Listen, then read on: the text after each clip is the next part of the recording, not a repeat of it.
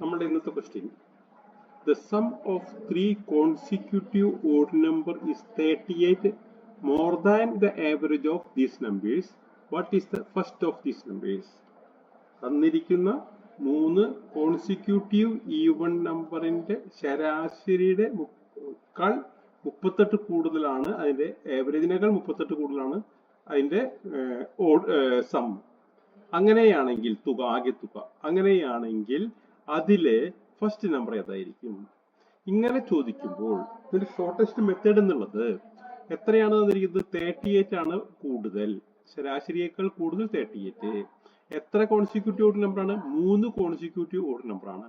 അപ്പൊ 3ൽ നിന്ന് കുറച്ചാൽ 2, അപ്പൊ 38 ഡിവൈഡ് ബൈ 2, അപ്പൊ 19 കിട്ടും. അപ്പൊ 19 ആയിരിക്കും ആവറേജ്. ആ 19 നമ്മൾ നടുവിലിടുക, മിഡിലായിട്ട് ഇടുക. 19 ആണ് ശരാശരി ആവറേജ്. 19ന്റെ മുന്നിലുള്ള ഓഡ് നമ്പർ എന്ന് പറയുന്നത് 17 ആണ്. 19ന് ശേഷമുള്ള ഓഡ് നമ്പർ എന്ന് പറയുന്നത് 21 ആണ്. അപ്പോൾ ഇതാണ് 3 കോൺസിക്യൂട്ടീവ് ഓഡ് നമ്പർ: 17, 19, 21. ഇതിൽ ഫസ്റ്റ് നമ്പർ എന്ന് പറയുന്നത് 17 ആണ്, ലാസ്റ്റ് നമ്പർ എന്ന് പറയുന്നത് 21 ആണ്, അല്ലെങ്കിൽ ഹയസ്റ്റ് നമ്പർ 21 ആണ്, ലോവസ്റ്റ് നമ്പർ 17 ആണ്. അപ്പൊ ഇതാണ് ഷോർട്ടസ്റ്റ് മെത്തേഡ് എന്ന് പറയുന്നത്. അതായത് ആവറേജിനേക്കാൾ എത്ര കൂടുതലാണോ അതിനെ ഡിവൈഡ് ചെയ്യണം. എന്തുകൊണ്ട് ഡിവൈഡ് ചെയ്യണം? തന്നിരിക്കുന്ന 3 കോൺസിക്യൂട്ടീവ് ഓഡ് നമ്പർ, 3 തുടർച്ചയായ ഓഡ് നമ്പർ ആണെങ്കിൽ 3ൽ നിന്ന് കുറച്ച് 2 ആവണം.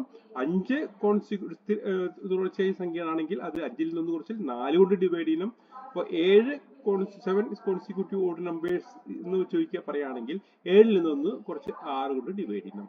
ഇതാണ് ഇതിന്റെ ഷോർട്ടസ്റ്റ് മെത്തേഡ്. നിങ്ങൾക്ക് എല്ലാവർക്കും മനസ്സിലായിരിക്കുന്നു. എല്ലാവർക്കും സൈറാം.